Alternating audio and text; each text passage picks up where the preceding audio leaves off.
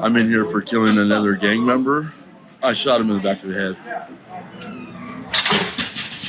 In my case, I killed another inmate, and it was either me or him. For a kidnap for ransom, I killed my cellie. California's most dangerous men get sent here. Escort coming out!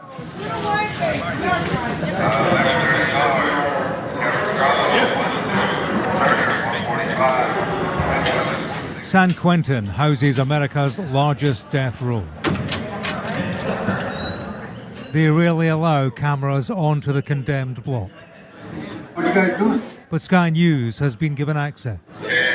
To be here is to meet California's most notorious. James Matthews, Sky News. They are among society's most segregated. I don't think lions and tigers should be locked up like this. Here, everyone has a story. Is this to like the newspaper or something? A dark one. Coming out! Like Robert Galvin. He was Yeah, and lions and tigers are not locked up like that. Welcome to another episode, everyone. Please subscribe to the channel if you have not done so.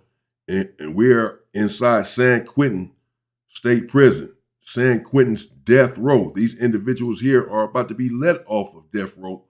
Fortunately for them, as California had a moratorium on the death penalty per Governor Gavin Newsom. But that really saved these individuals' lives. But here you can see how they live here on death row. And you see when it first came on that all of them have murders or murder against one of their cellies. And that's what happens. You in prison. If you have a life sentence, California law used to dictate that if you had a life sentence already, you're in prison, and you kill someone, it's an automatic death penalty. If you're found guilty of the killing, it's an automatic death penalty. Perhaps that explains why some of these individuals are there on death row for killing their cellies. Stay out of here. serving life for kidnap and then killed his cellmate or cellie so he could be sent to death row in search of a lawyer. I killed my cellie. That's the only way I was going to be able to get back into court, to do something like that. Yeah, You know what I mean? stop them. Yeah. And Now I got a good lawyer. Now I got an appeal. Now I got... Here, the death row prisoner lives in a cell 4 feet by 10. They're allowed out 20 hours a week, but only after a strip search. Dang, man, it's poor Celly. He killed this Celly just so he can get back in court. I guess they were not paying attention to him and to his appeals, to his pleas to the courtroom. So he said, in order to get you guys' attention and to get back and state my case or my innocence about this particular case, I have to do something drastic in order to get back into court. But yeah, now you done caught another case, a murder case, which may not land you on death row, but still gets you life in prison for the most part. So even if you now are successful in the appeal with your first case, you now have a second one in a murder case. And what about your celly who did nothing, had nothing to do with the fact that the courts were ignoring you and you were trying to get back in the court? You just killed him, just took his life, apparently for no reason or for your own reasons, your own selfish reasons. You want to get back in the court. That has nothing to do with that man and then took his life. And this is what prison is. You can lose your life and you're innocent. You have done nothing, other than the crime that you committed to get into prison. But once you're in prison, you're following the rules, the protocols, you're running the proper program, and someone still takes you out because they have an ulterior motive. In handcuffs and watched constantly by armed patrol. Death row, it's a lot of cell time, dark, kind of parasitic, the environment, and they make up their own rules and changes day to day, and you never know really what's coming, and it's just oppressive. We have to strip down naked, show ourselves, and then get handcuffed to go anywhere around here. Anytime we step out of our cells. 11:30 yard. In San Quentin, there are currently more than 300 prisoners housed on 5 floors in death row. But they won't be here much longer.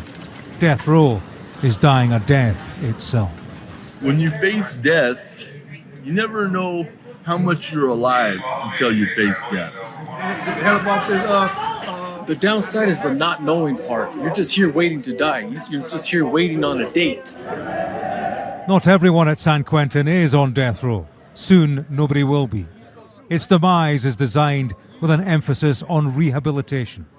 Prisoners moved on from here will still have a death sentence, although in reality they'll be serving life without parole. That will only change if there's a reversal in policy. California's governor imposed a moratorium on the death penalty, stating that it was state-sponsored premeditated murder and that ending up here was based more on wealth and race than guilt or innocence. Being able to learn a new trade, socialize amongst everyone, I think it'll be beneficial. It will basically allow them to start paying back restitution to their victims and taking responsibility for their actions. I think it's awesome that we're moving. You know what I mean? Getting back into society. You know, I don't think that they're going to continue the death penalty for very much longer, and they're going to have to move us anyways because the system is broke. I don't want nobody to look at me like I'm some kind of a monster or anything like that. I want to be treated equally like everyone else. I think a lot of laws is being changed. You might give me another chance at life. About moving on, I think it's good because it's one step closer to getting out. You know what I mean? To getting off death row. You know, from here, I mean, we're on death row. We're all just stuck. It's like a warehouse. This move doesn't chime with everyone. Victims groups have voiced their objections to condemned inmates avoiding execution. It's known here as walking the last mile. In San Quentin, they've gone the greater distance, outlasting a death sentence by outlasting death row. James Matthews, Sky News. On. Wow. That's deep, man. I mean, let me know what you think in the comments. Their lives were saved by whomever it is that you and they believe in, because they're on death row, and you know, many of them had execution dates, and the only thing that they had to look forward to was that execution date to their death.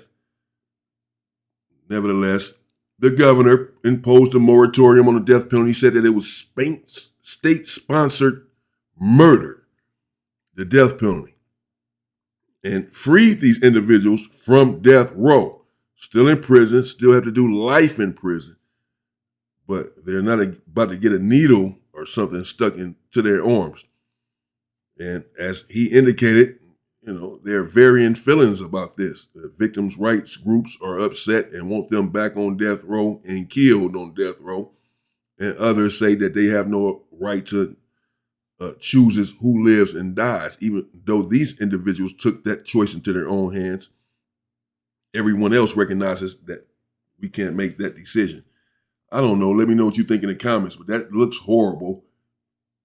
As he said, it's like a big warehouse. It looked like just a big warehouse. They're just housing these individuals there.